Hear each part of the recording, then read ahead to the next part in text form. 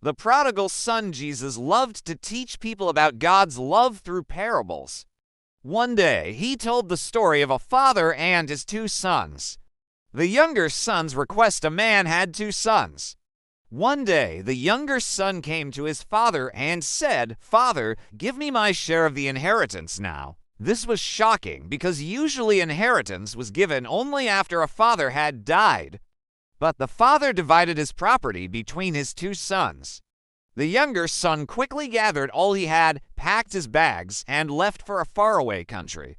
Wasted life in the new land, the younger son lived wildly.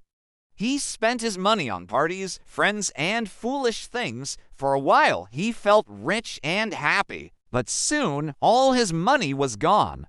Then a famine came over the land. Food grew scarce. The young man had nothing left. His so-called friends disappeared, and he was alone and hungry. Feeding the pigs desperate, he took a job feeding pigs.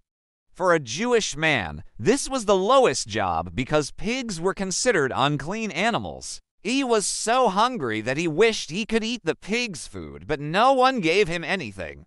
Coming to his senses at last, he came to his senses. He thought, "My father's servants have plenty of food, but here I am starving. I will go back to my father and say, 'Father, I have sinned against heaven and against you. I am no longer worthy to be called your son. Make me like one of your servants.'" So he got up and began the long journey home. The father's welcome, while he was still a long way off, his father saw him. The father's heart leapt with love. He ran to his son, threw his arms around him, and kissed him. The son began his speech. "Father, I have sinned against heaven and against you. I am no longer worthy to be called your son." But the father interrupted. Quick, he told his servants, "Bring the best robe and put it on him. Put a ring on his finger and sandals on his feet. Kill the fattened calf. Let's feast and celebrate. For this son of mine was dead and is alive again.